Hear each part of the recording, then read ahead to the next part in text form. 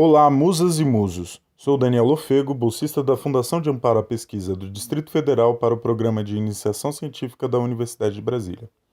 Me apresento hoje chamando vocês de musas e musos, pois era assim que os estudantes de museologia na UNB gravavam os números dos colegas no celular, fazendo uma alusão ao Templo das Musas, um conto grego que ensinam nas matérias de introdução ser a origem epistemológica da instituição que rodeia as discussões em sala de aula. Felizmente, alguns autores brasileiros ainda insistem em analisar a narrativa mítica. Gilene Bulhões apresenta a narrativa em 3 visões que guiam este trabalho.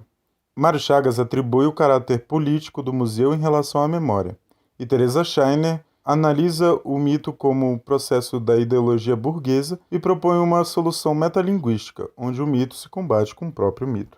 Não distante deles, esse trabalho busca investigar o mito de origem repercutido pela museologia hegemônica a fim de explicar a origem do museu, e analisar e instigar alternativas a essa hegemonia narrativa em busca de um universo mítico completo que atenda a outros descomeços para o campo.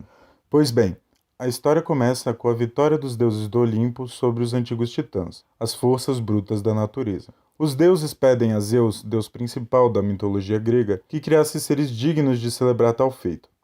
Para isso, ele se deitou com Mnemosine durante 9 noites e juntos geraram as 9 musas.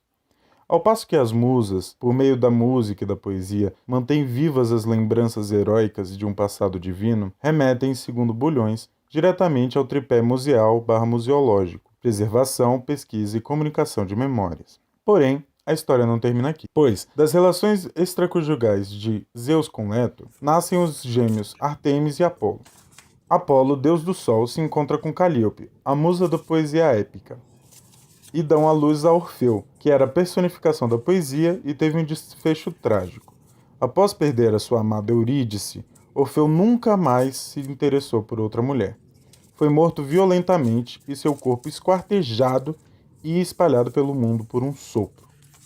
Selene, a lua, grávida de Orfeu, dá a seu filho o nome de Museu, em homenagem às musas. Museu foi criado por ninfas, seres mortais ligados às forças da natureza, e enterrado, após a morte de velhice, no lugar batizado com seu nome, a colina de Museion, um morro oposto à Acrópole, em Atenas. Conforme a mitologia grega, coube a ele a tarefa de reaver a poesia que foi espalhada em tudo o que há pelo corpo destroçado e soprado de seu pai.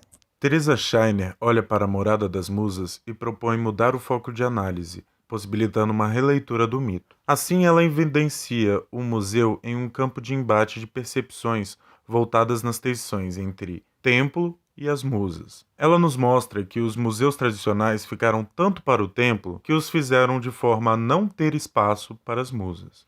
Já Mário Chagas e Bulhões encontram uma outra dualidade de conceitos, entre Mnemosine e museu, entre influência materna e a paterna, entre museus rizomáticos e arbóreos, entre o poder da memória e a memória do poder.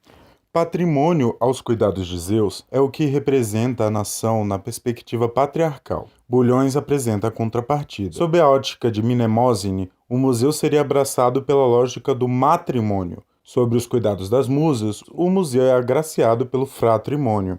A abordagem de Gilene Bulhões se difere aos demais ao buscar um universo mítico completo, ao evidenciar o mito grego a partir do universo iorubá, no que, ao tempo em que os corpos físicos são cavalgados pelos orixás, pode-se dizer que os museus são corpos políticos cavalgados pela memória, corpos somente animados e incorporados por nossas lembranças, fazendo assim um paralelo entre Mnemosine e Nanã, onde ambas são um substrato que nos permite a modelagem das coisas que são criadas e a recuperação do sangue da poesia que há em cada uma delas. 2 foram os caminhos apresentados até aqui. Por um lado, ao lado de Chagas e Scheiner, podemos entrar no universo mítico e escavar versões que mais se adequam aos impulsos do fazer museológico brasileiro atual.